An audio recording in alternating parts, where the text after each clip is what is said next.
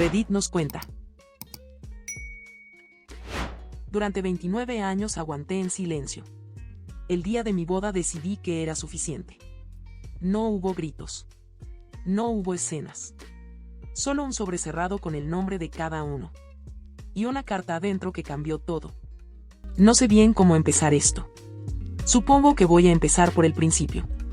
Porque si no entendés de dónde vengo, no vas a entender por qué hice lo que hice. Y lo que hice fue algo que tardé 29 años en tener el valor de hacer. Me llamo Camila. Tengo 31 años. Crecí en Buenos Aires, en una familia que desde afuera parecía completamente normal. Casa propia. Buena zona. 2 hijos. Papá que trabajaba.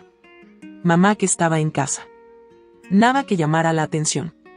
Pero las familias que más daño hacen no son las que gritan. Son las que sonríen en las fotos y después cierran la puerta. Mi mamá se llama Graciela. Es el tipo de persona que convierte cada conversación en una oportunidad para hablar de sí misma. No de manera obvia. No de forma que pueda señalar fácilmente. Lo hacía con una habilidad casi artística. Doblaba cualquier tema hasta que apuntara hacia ella. Si yo llegaba llorando porque había tenido un mal día en el trabajo, en menos de 3 minutos la conversación era sobre lo difícil que había sido su embarazo conmigo. Si conseguía un logro, el contexto siempre era cuánto había sacrificado ella para que yo pudiera estar donde estaba. Una vez llegué a casa con las mejores notas del año. Le mostré el boletín emocionada. Me miró, asintió, y me dijo: «Qué bueno. Yo me maté estudiando para que pudieras tener ese colegio». Guardé el boletín y no dije nada más. Era como hablar con alguien que tiene lugar de cara. Todo lo que vos traías, rebotaba y volvía siendo sobre ella. Mi hermano Ezequiel era el hijo dorado. 5 años más grande que yo. Nunca había terminado una carrera. Había pasado por 3 trabajos en 2 años. Vivía en el departamento de mi mamá pagando la mitad de lo que debería. Pero era tratado como si fuera un genio en pausa. Como si el mundo todavía no estuviera listo para él. Ezequiel está encontrándose, decía mi mamá. Ezequiel tenía 36 años. Y todavía se estaba encontrando. Cuando yo a los 22 conseguí mi primer trabajo estable. Mi mamá me dijo que no me pusiera demasiado exigente con el sueldo porque eso ahuyentaba las oportunidades. Cuando Ezequiel a los 33 rechazó una oferta de trabajo porque no le gustaba el horario. Mi mamá dijo que era importante que uno supiera valorarse. Eso era la dinámica. Todo el tiempo. Sin excepción. Mi tía Norma era la amplificadora. Hermana de mi mamá. Siempre presente. Siempre opinando. Cada chisme que entraba por sus oídos salía multiplicado por 10.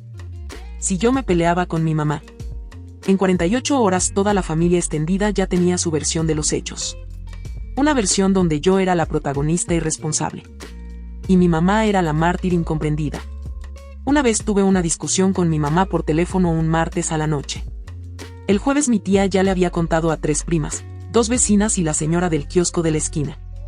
Con detalles que yo nunca había dicho. Y con un final que nunca había ocurrido. Así era Norma. Y después estaba mi papá Roberto.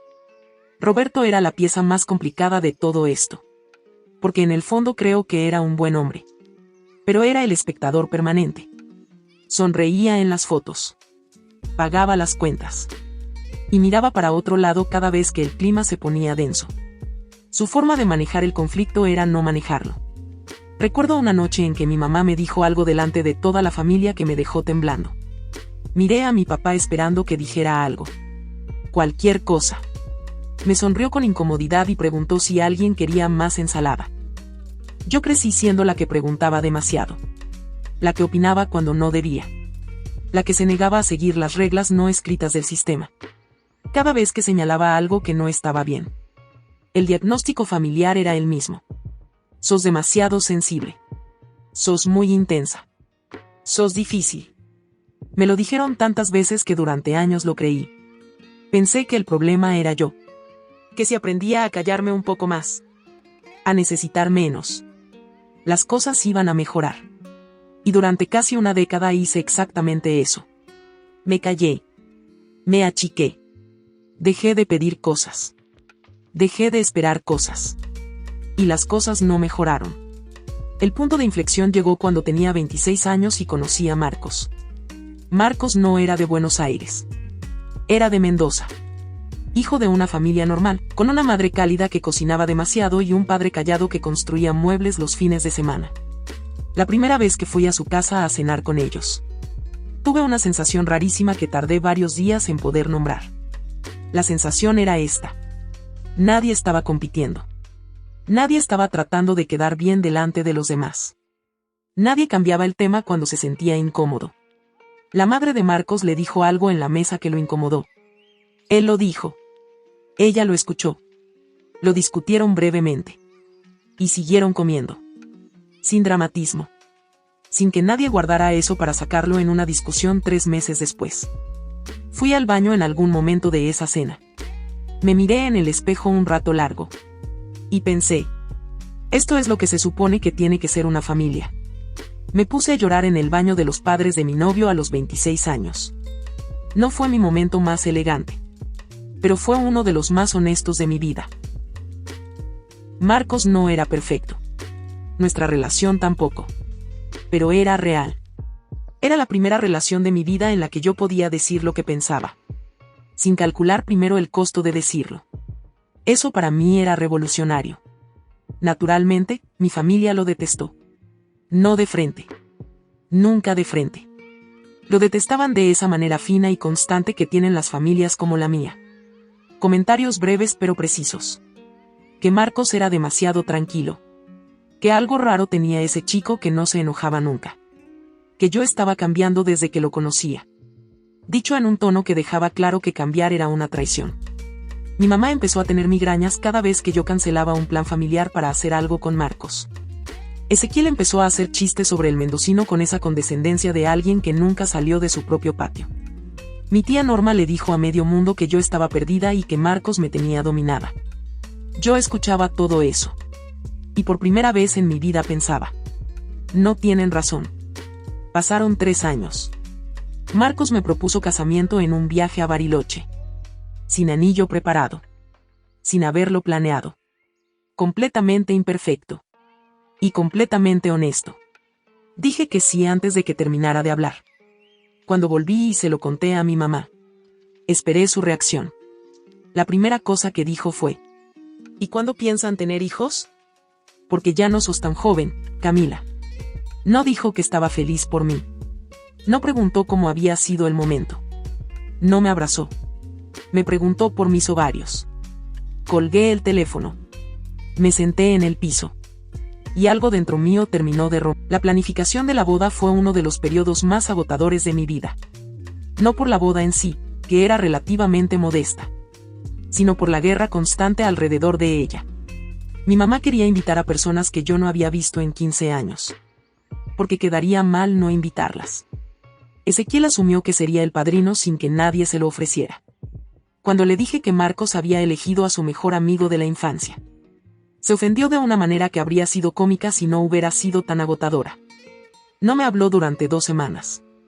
2 semanas de silencio castigador porque no le habían dado un rol en la boda de su hermana. Tenía 36 años.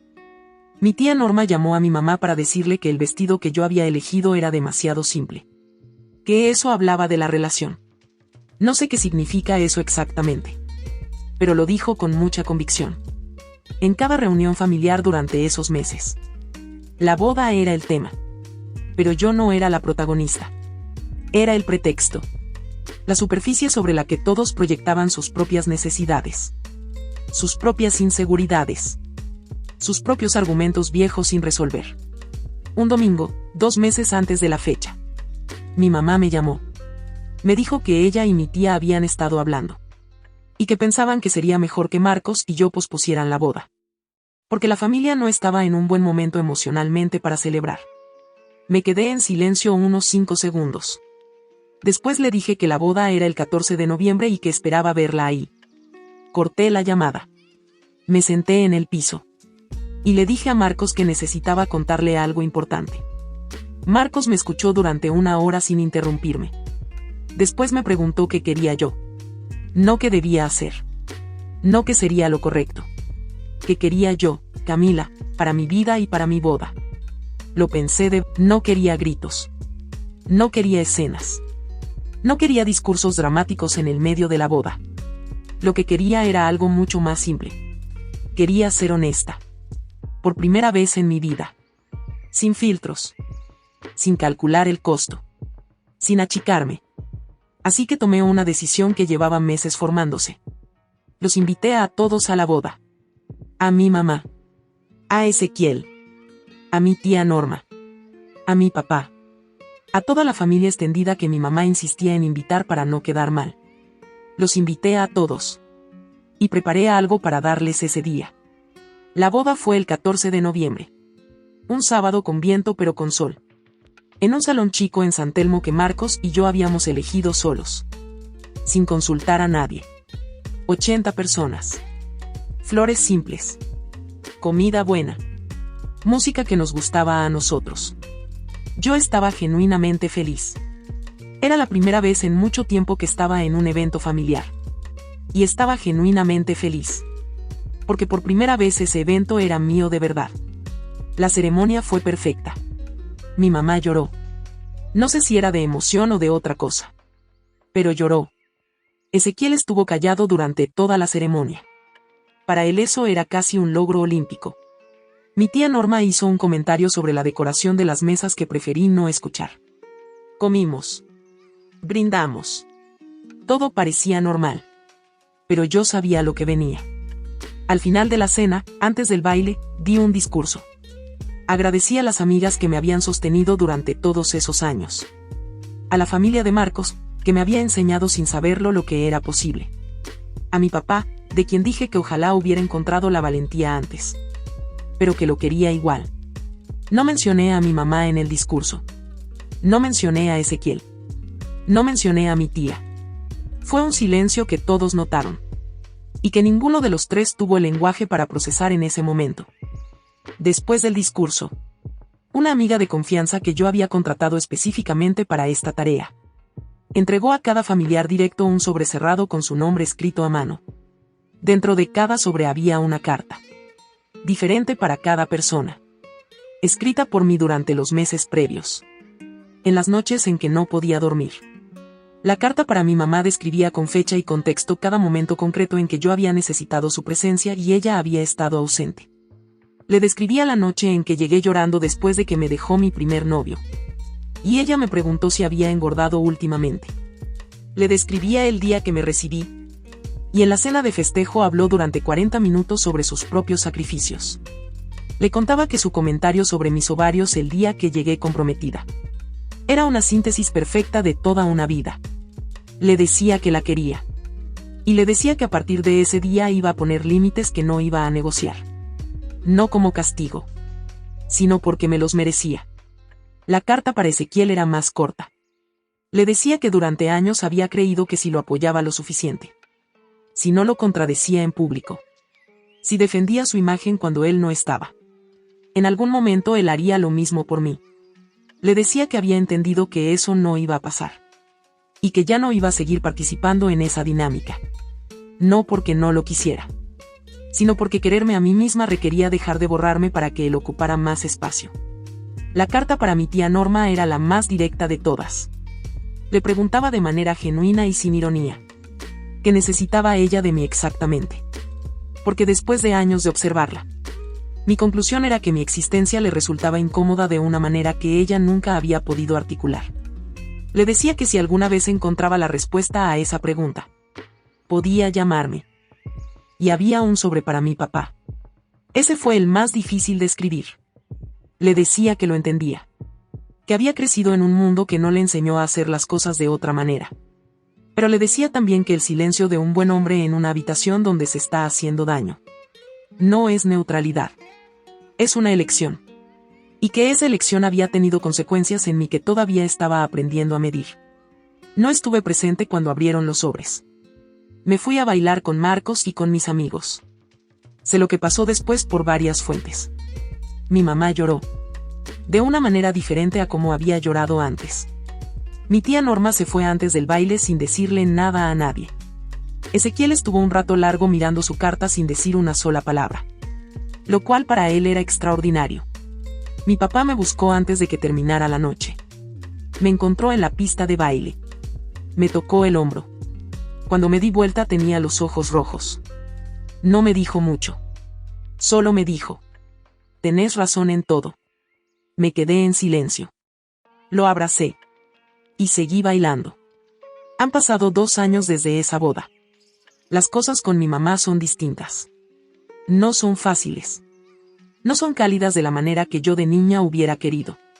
Pero son honestas. Cuando cruza un límite, yo lo digo. Sin gritar. Sin acumular. Sin explotar. Lo digo en el momento y sigo adelante. Ezequiel y yo hablamos poco.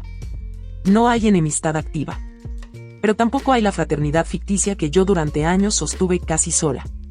Mi tía Norma nunca llamó. No me sorprende. Mi papá llama cada 2 semanas. Avanzamos despacio. Es suficiente. Y Marcos y yo construimos exactamente la vida que aquella noche en el baño de sus padres. Pensé que debía ser posible. Si hay algo que me llevó de todo esto es esto. El hecho de que alguien sea tu sangre no los convierte automáticamente en alguien que tiene derecho sobre tu historia. Podés querer a alguien y al mismo tiempo decidir que no te hace bien. Y a veces la decisión más valiente que podés tomar es simplemente dejar de achicarte para que otros quepan. Y hasta aquí el video de hoy. No olviden suscribirse y activar la campanita para no perderse las historias que iremos trayendo por el canal. Chao.